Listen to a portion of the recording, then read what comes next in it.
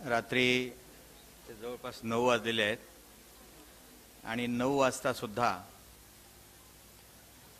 संपूर्ण लक्ष ज्यांच्याकडे होतं पूर्णपणे कान टवकारून ज्यांचं भाषण आपण ऐकत होता, ज्यांच्या कर्तृत्वाला आपण अभिवादन करत होता, सलाम करत होता, ज्यांची मी मुलाखत टीव्हीवर ऐकली होती, पाहिली होती आणि मलाही असं वाटत होतं की या माणसाला बघावं आणि सलाम करावा, ते आजचे प्रमुख पाहुणे श्री अशोक खाडे साहेब, ज्यांनी विद्यार्थ्यांना खूप चांगली माहिती आणि प्रबोधन केलं, ते आदरणीय फादर फ्रान्सिस दिब्रिटो, मुलांना मध्येच हसवत हसवत काही उपदेश केला, व्यावहारिक काही माहिती गमती जमती सांगितल्या, ते रामदासजी फुटाणे, या संस्थेचे संस्थापक, जे सगळ्यांना बरोबर घेऊन काम करतात, ते राजाभाऊ गोते साहेब, डॉक्टर साहेब, व्यासपीठावरील सर्व सन्माननीय दाते, ज्यांना चेक मिळाले ते विद्यार्थी बंधू आणि भगिनींनो, आज जर कुणी विचारलं तुम्हाला काय मिळालं, दिशा परिवारच्या कार्यक्रमात काय झालं, तर 2-3 गोष्टी तुम्हाला सांगता येतील. एक, चेक मिळाला. दुसरं, खाडे साहेबांना पाहिलं, ऐकलं आणि अनेक फादर फ्रान्सिस दिब्रिटोच्या माध्यमातून आम्हाला चांगलं ऐकायला मिळालं, जीवनामध्ये चांगला उपदेश मिळाला. दिशा परिवाराच्या बाबत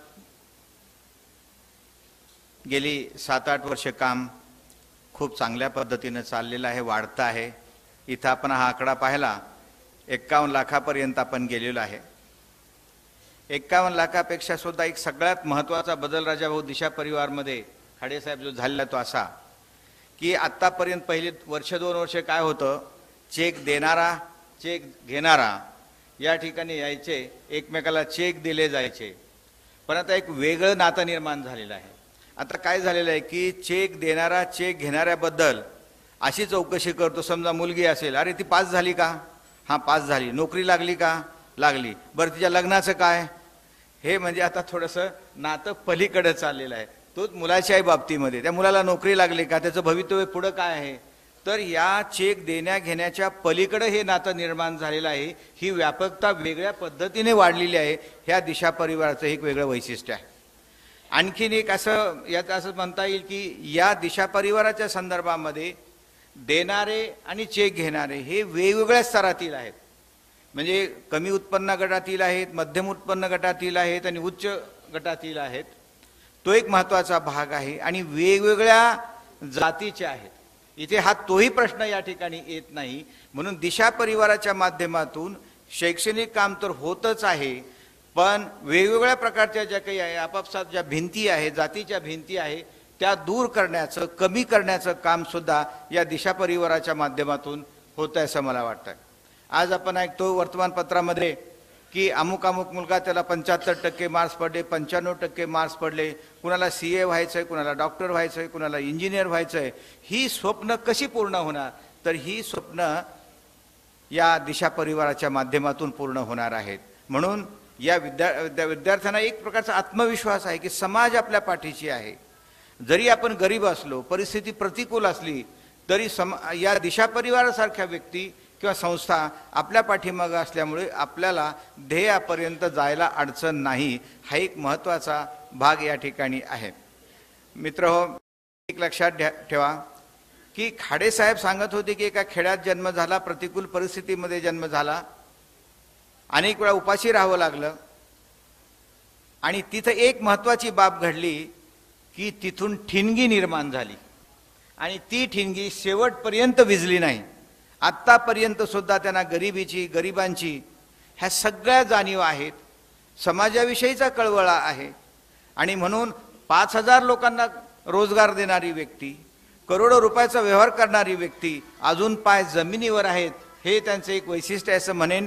मला असं वाटतं की आजच्या या कार्यक्रमाचं एक वैशिष्ट्य असं आहे की खाडेसाहेबासारखे, फादर फ्रान्सिस दिब्रिटोसारखे ह्या व्यक्ती आमच्याशी, या संस्थेशी जोडणं ही फार मोठी अचिव्हमेंट आहे असं मला वाटतं. कारण आपल्यासारख्या व्यक्ती या संस्थेबरोबर आहे, त्या संस्थेला भरभक्कम पाठिंबा देणारे आहेत.